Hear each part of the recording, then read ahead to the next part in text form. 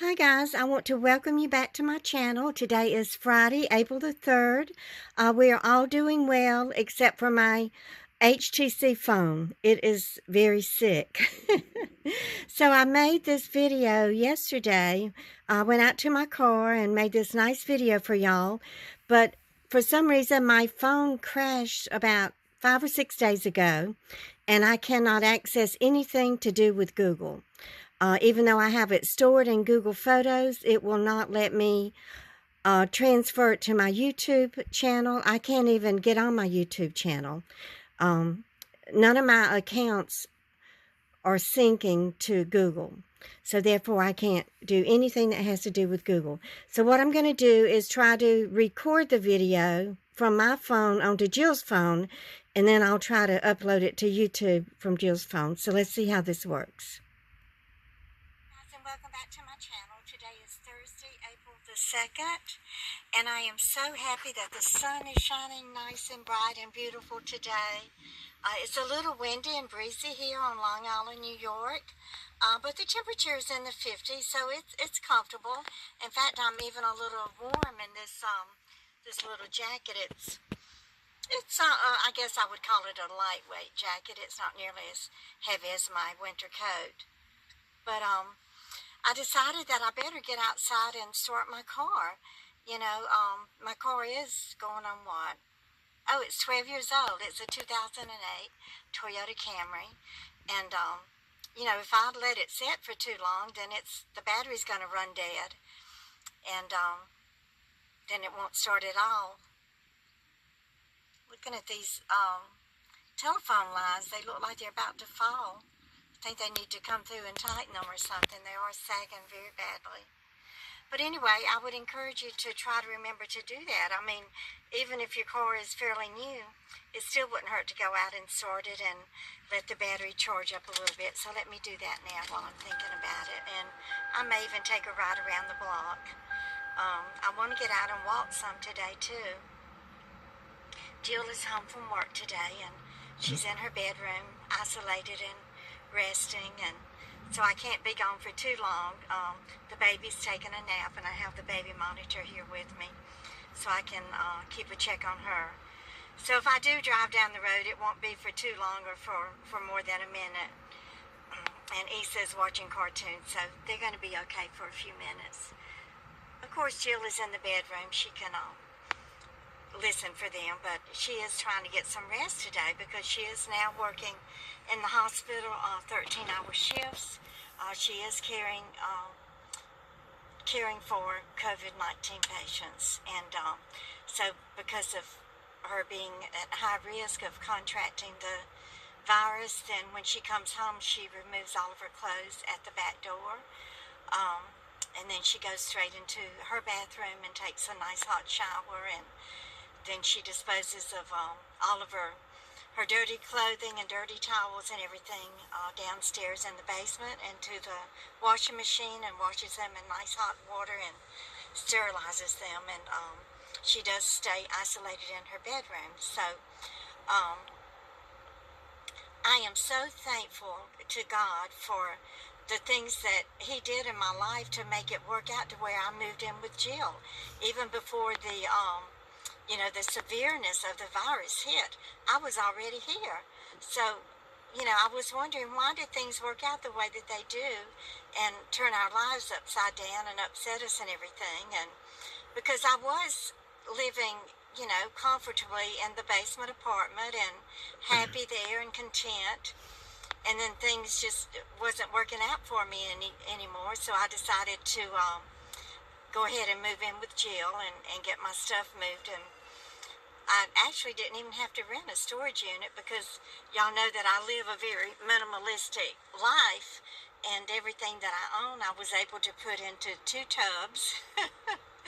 I have my clothes hanging in baby Ife's closet, and then I still have a lot of my office supplies and a lot of my makeup and creams, facial creams and cleansers and all of that still in my little vertical storage thing. Y'all, if you look back at some of my older videos, especially when I was showing you my bathroom, I was showing you how I use vertical storage to save space.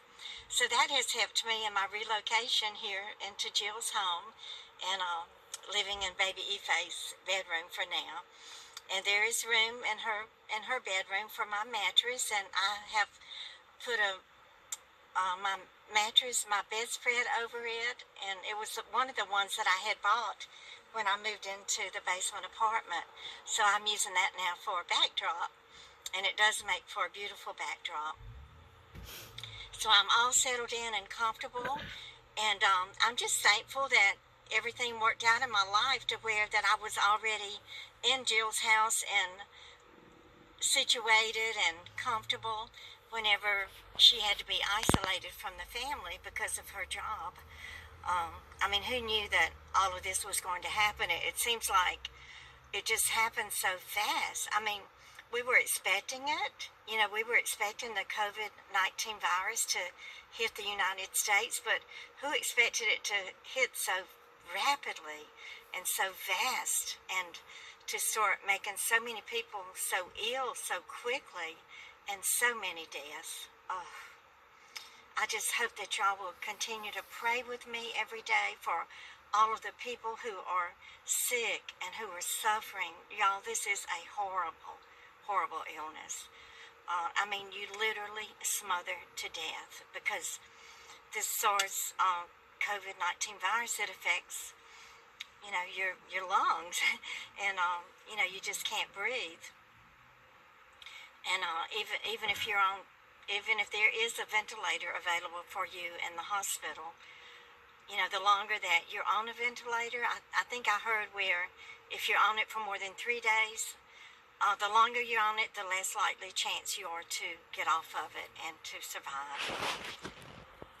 And you know, it's gotten to where I just can't even watch the news anymore because I was just glued to the TV and glued to reading the news on my phone, and I just couldn't get enough of it. And then I just started worrying about it and obsessing over it, and it was just making me sick physically and emotionally and causing me to have panic and fear.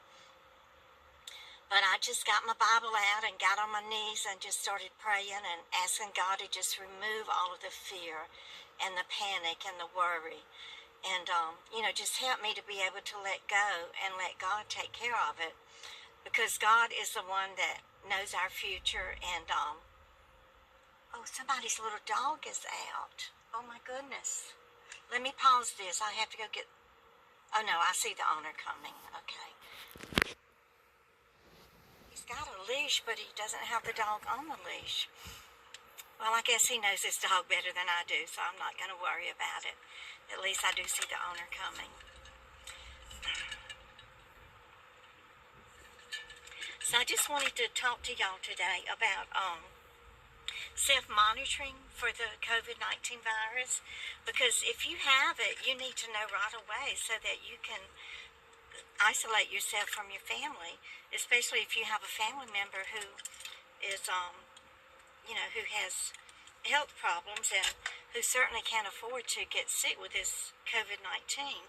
So you want to take your temperature twice a day, and if you have a spike in your temperature, the COVID-19 virus does start out with a low-grade temp. So you want to check your temp. Let me go ahead and do that. I've been checking mine twice a day.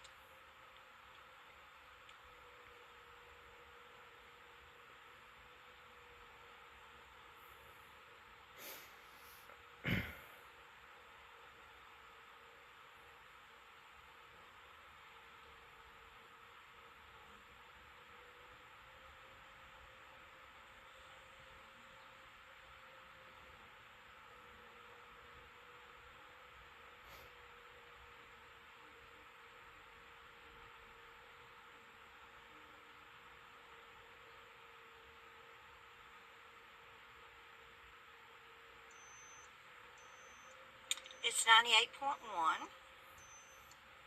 can see it's normal. My temperature is always a little below normal. I think that that's because I do have hypoactive thyroid, and I do take Synthroid for that. So I've always had a little below normal temperature.